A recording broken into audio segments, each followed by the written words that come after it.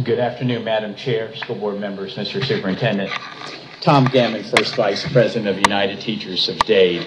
Today I want to speak to you on behalf of the UTD members that are teachers, many of whom just received a demoralizing slap in the face from our state and the Florida Department of Education when they received their IPEG's unified rating that included their VAM, or Value Added Model Score, which makes up 50% of their overall rating. Yesterday, while attending a senior high school faculty meeting, I observed an assistant principal who tried his hardest to explain to a room of teachers how their VAM scores were derived. As hard as he tried, he couldn't explain this very complicated statistical formula. This method of teacher evaluation required by state law has seriously affected our teachers' morale as well as their professionalism. Because as hard and as smart as so many of our teachers work, and you heard the superintendent comment on that, using VAM scores for 50% of their evaluation devalues their work. The American Educational Research Association reported recently that the value-added models of teacher effectiveness are highly unstable. Teachers' value-added ratings are significantly affected by differences in the students who are assigned to them, even when models try to control for prior achievement and student demographics. Value-added ratings cannot disentangle the many influences on student progress. For one of the hardest working kindergarten teachers I know to receive an unsatisfactory VAM score for last year when she readily accepted a classroom full of retainees, she was so frustrated and demoralized that she reached the point of tears. The Annenberg Institute for School Reform, in a recent abstract, indicated that the promise that value-added systems can provide a precise, meaningful, and comprehensive picture of a teacher's unique contribution to their students' educational outcomes is not supported by the data. Despite researchers and statisticians' strong recommendations against using VAM scores, Florida forged ahead and used them anyway. Ignoring numerous warnings to the contrary, this has resulted in predictable, harmful outcomes for many teachers in our district, some very serious. For example, a 24-year veteran math teacher in our district, after receiving satisfactory ratings on teacher performance from his administration for the last years, now has 3 years of unsatisfactory VAM scores, which has resulted in 3 years of needs improvement, and by law, his and the requirements of the law will stop him from being able to continue working in our district, as his employee contract will not be renewed by law.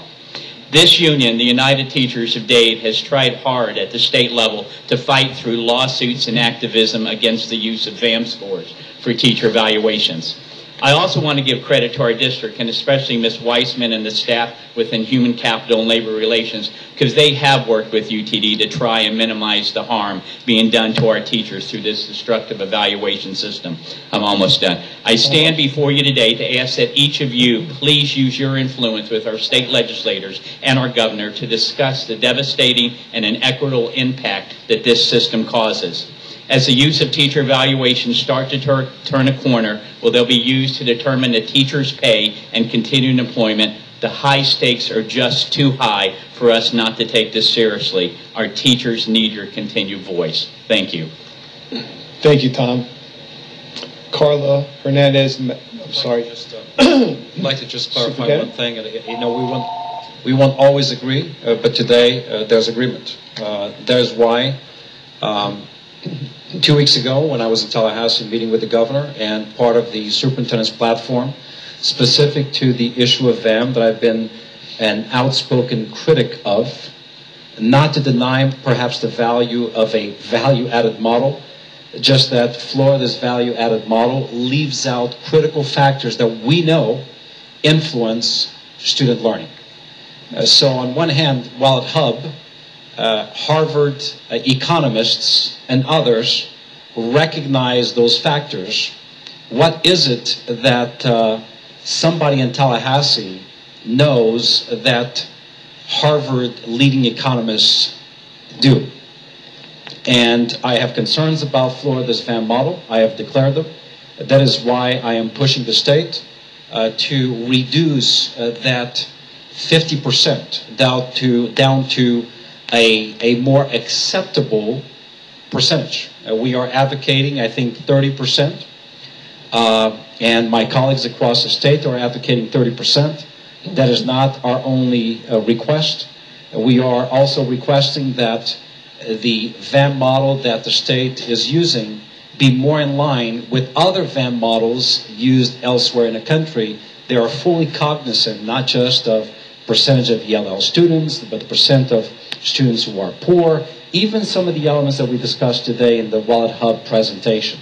We know household income has an influence. We know that that single-family homes have an influence. So this is a body of work that absolutely deserves the state's attention, and we need to continue to put our shoulder to the wheel. So I don't want to speak for the board, but understand that, in fact, we are not only aware of, but I think this board is committed to ensuring that the VAM process is dramatically improved as the state moves forward. Thank you very much, Mr. Superintendent.